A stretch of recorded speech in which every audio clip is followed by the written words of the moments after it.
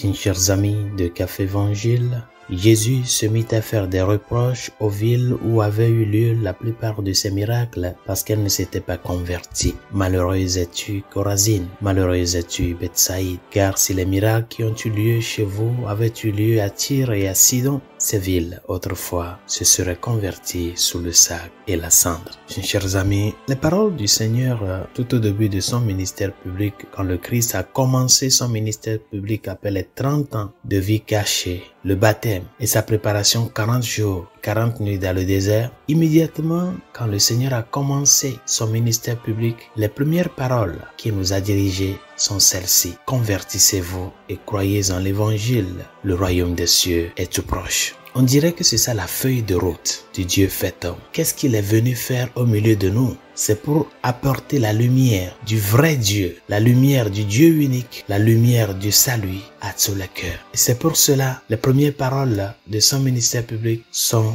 des paroles d'appel à la conversion. La question que chacun de nous doit nous poser dans ce cheminement de foi que nous sommes en train de faire, est-ce que vraiment nous sommes rentrés dans cette logique? Est-ce que nous avons vraiment accueilli cet appel du Seigneur à la vraie conversion? Cette conversion qui consiste à laisser Dieu prendre place dans ma vie, à laisser Dieu interrompre mes plans, à laisser Dieu me montrer la route, à laisser Dieu me prendre par la main et cheminer avec moi. Est-ce que vraiment cet appel à la conversion, c'est-à-dire que ma motivation soit l'amour de Dieu, un amour de gratitude, un amour qui m'amène à déchirer mon cœur, ce cœur qui est incliné au mal m'amène à désirer satisfaire mon propre plaisir que de mourir pour moi et pour l'évangile. Et peut-être nous aurons à nous poser la question, quelle importance de connaître Dieu? Pourquoi se convertir? C'est-à-dire, pourquoi faire de Dieu ma priorité? Chers amis, quand nous voyons l'histoire de l'Église, l'histoire de l'homme avec Dieu, de Dieu avec l'homme, nous sommes à une époque actuelle où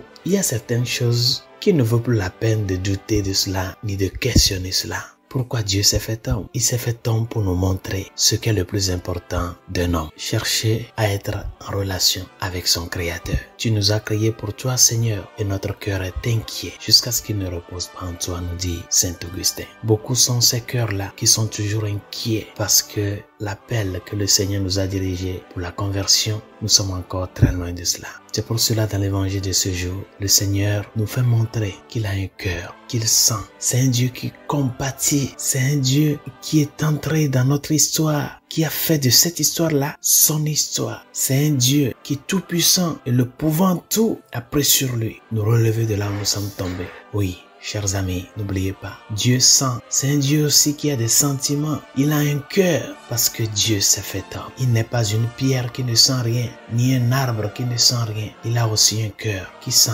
comme toi si tu le sens. Et c'est pour cela devant cette dureté de tête et de cœur de ces personnes-là à qui il a annoncé l'évangile, le Seigneur les interpelle à travers cette expression de ses sentiments. Malheureuse es-tu, Chorazine, malheureuse es-tu, Bethsaïde. Chrétien du 21e siècle, le Seigneur te dit, ne laisse pas passer l'opportunité de ne pas faire de l'évangile, de la bonne nouvelle, ta clé de voûte. C'est toi, le Chorazine d'aujourd'hui, le Bethsaïde d'aujourd'hui. Le Seigneur vient se diriger à tout un chacun de nous. Toutes ces personnes qui encore et aujourd'hui se ferment à la grâce de Dieu, se ferment à l'amour de Dieu, se ferment à l'évangile. Malheureuse êtes-vous. C'est-à-dire, prenez au sérieux votre vie. Cette vie dont la finalité n'est autre que la vraie relation avec celui qui nous a créés et nous a sauvés. Que Saint Bonaventure intercède pour nous. Bonne journée. Dieu vous bénisse.